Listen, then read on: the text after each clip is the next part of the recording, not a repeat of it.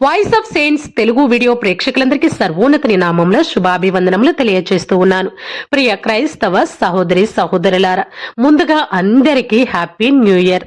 అలాగే ఈ రోజు మనందరం కూడా మరియ దివ్య మాతృత్వ మహోత్సవాన్ని జరుపుకుంటూ ఉన్నాం. కాబట్టి మరియ తల్లి బిడ్డలైనటువంటి మీ అందరికీ కూడా మరియ దివ్య మాతృత్వ మహోత్సవ పండుగ శుభాకాంక్షలను తెలియజేస్తూ ఉన్నాను. కథోలిక విశ్వాసులమైనటువంటి మనందరము జనవరి నెల మొదటి రోజున 2 ముఖ్యమైన పండుగలను జరుపుకుంటూ ఉంటాము. అందులో మొట్టమొదటి పండుగ మరియ తల్లి మాతృత్వ మహోత్సవము, రెండవది నూతన సంవత్సర పండుగ.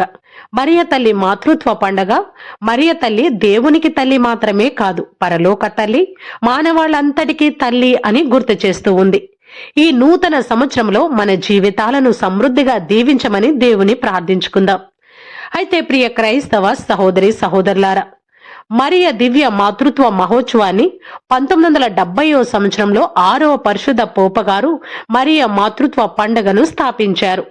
మరియలియస్ కలూస్ అనే విశ్వలేఖలో ఆయన ఇలా రాశారు: రోమ్ నగరం పురాతన ప్రార్థన విధానానికి అనుగుణంగా జనవరి 1న ఏర్పాటు చేసిన ఈ పండుగ రక్షణ చరిత్రలో క్రీస్తు ప్రభు జీవితంలో మరియ తల్లి పోషించిన పాత్రను మనకు జ్ఞాపకం చేస్తూ ఉంది. ఈ పండుగ బాలయేసుకి మరియ తల్లికి ఉన్న సంబంధాన్ని కూడా మనకి తెలియచేస్తూ ఉంది. మనం సంవత్సరం పొడవునా వివిధ రోజుల్లో వివిధ పునీతుల పండుగలను జరుపుకుంటూ ఉంటాము. కానీ వారందరిలో మరియ తల్లి ప్రత్యేకమైన వారు. దేవుడు రక్షణ చరిత్రలో మరియ తల్లికి ప్రత్యేకమైన స్థానాన్ని ఇచ్చారు. రక్షకుని తల్లిగా మరియ తల్లిని దీవించారు. కాబట్టి తండ్రి దేవుడు పరలోక రాణిగా, పరలోకంలో క్రీస్తురాజు తల్లిగా ఆమెను కూర్చుండబెట్టారు.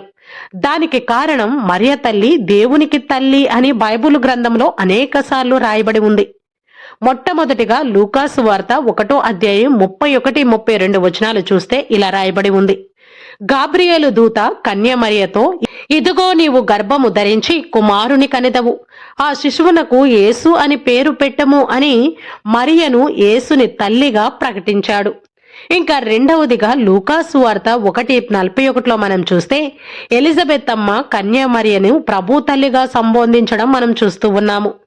ఇంకా మూడవది యోహాను సువార్త 1వ అధ్యాయం 14వ వచనంలో కూడా ఇలా రాయబడి ఉంది: వాక్కు యేసుని సంపూర్ణ దేవుడని మరియు సంపూర్ణ మనిషిగా మనకు తెలియచేస్తూ ఉంది.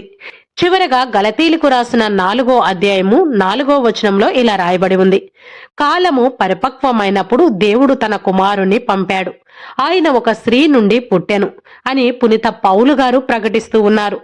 క్రీస్తు ప్రభు దేవునికి మానవ జాతికి మధ్యవర్తిగా ఉన్నారు.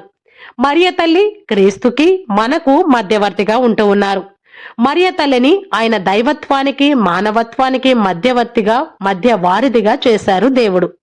ఈ నూతన సంవత్సరంలో క్రీస్తు ప్రభునందు విశ్వాసం కలిగిన మనందరము దేవునికి మాతృమూర్తి అయిన మరియ తల్లి అడుగుజాడల్లో నడిచి దేవుని అపారమైన ఆశీస్సులను పొందుకుందాం.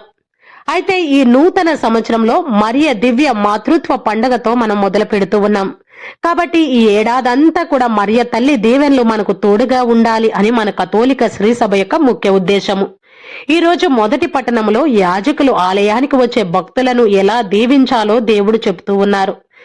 దేవుని దీవెనలు భక్తులకు కలగాలని, దేవుని ముఖకాంతి వారిపై ప్రకాశించాలని, చేను చుట్టూ కంచెలాగా దేవుడు వారిని కాపాడాలి అని ఆ ఆశీర్వచనాలు ఎంతో సంతోషకరంగా ఉన్నాయి.